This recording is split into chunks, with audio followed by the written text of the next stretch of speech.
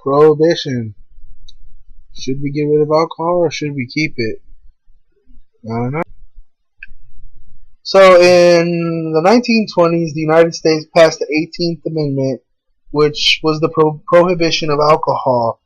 It banned the transportation, importation, and production of alcohol in the United States anywhere, often referred to as the Dry Movement, and it was led by the Anti-Saloon League. So another really good reason that prohibition might have been possible of taking in effect this day and time would be drunk driving. I mean, honestly, it's stupid to do in the first place, and if people didn't do it, it wouldn't be a problem, but it happens. And on average, a person metabolizes alcohol at about one drink an hour, but most people caught drinking, their alcohol blood level is extremely high. Over 1.2 million drivers in 2011 were driving under the influence of alcohol. That's a big number. That's very disturbing to me when I hear that myself. But to some people, it's just every day. Another big problem that I see as a possible problem, that others could possibly see as problems. Some people don't. I don't. I mean, I know people in the situation. Is alcoholism, and it's a broad term for the problems related to alcohol. It's used to mean like compulsive or like cannot stop drinking, always wants to drink, has to have that drink to feel like they're okay. Um, it's considered an illness. It's considered an addiction. It is it's not good. Alcohol abuse and alcohol dependence are very crucial things to possibly go through. The mental effects of alcohol, they're just powerful. These things can cripple a person without alcohol, but alcohol just makes them that much worse. And those are depression and anxiety.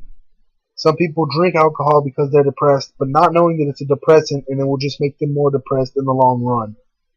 And anxiety, it's caused from wanting that next drink and not knowing if you're going to be able to get it. And when you have to quit drinking alcohol and you go to the path of abstinence, you're just very anxious about everything because you don't feel like you're the same person. So, alcohol and its physical effects. This blew my mind. I didn't realize there were so many effects. Excessive alcohol intake leads to conditions that can be the cirrhosis of the liver, cancer, strokes, stomach ulcers, pancreatitis, high blood pressure, impotence. You can't have babies if you drink too much alcohol. You can have nerve problems, you lose the feeling in like your hands and stuff. Dementia, like it can make you lose your mind. That's crazy to me. Alcohol is a drug. Alcohol is a drug. It is actually considered a depressant. So a depressant will make you depressed. Obviously, it's in the name. But it's very it can cause you to lose your inhibitions. So you would do things that you normally wouldn't do. Isn't that like the definition of a drug? Like if you take some kind of narcotics, like it changes your mind state and it's legal to just buy from the store. A legal drug. America, the greatest.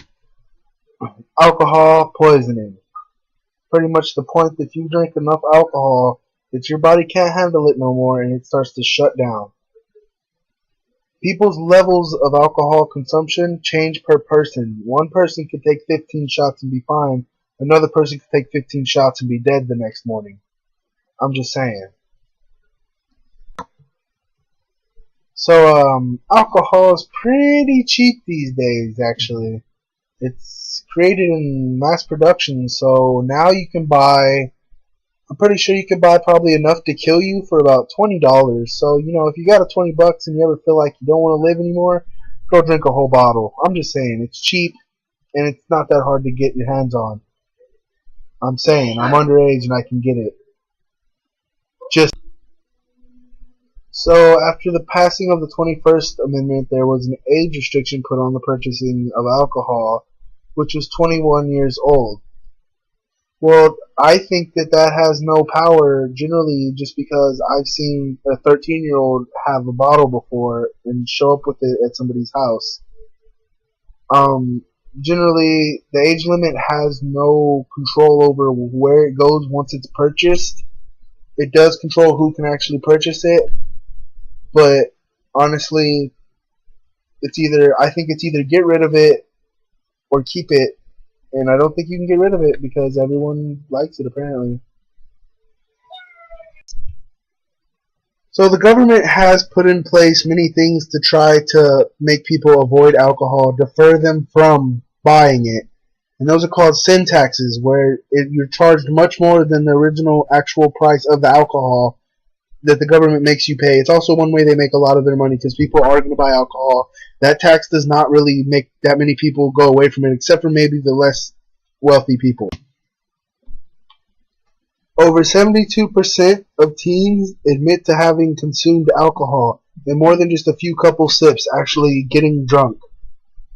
32% of teens say they have done it by the 8th grade.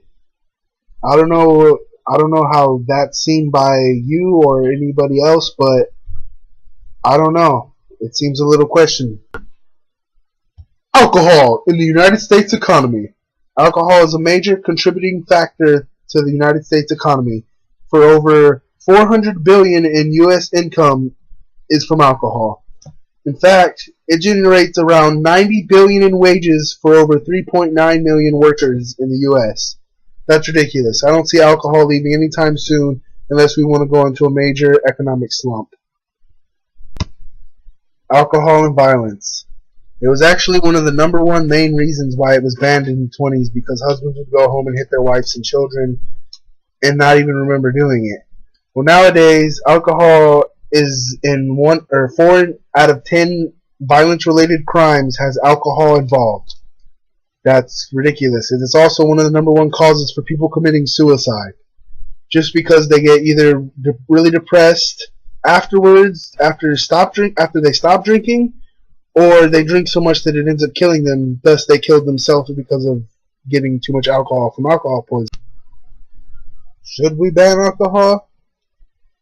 Honestly, I've seen bad things happen to good people, but I mean, everything's opinionated.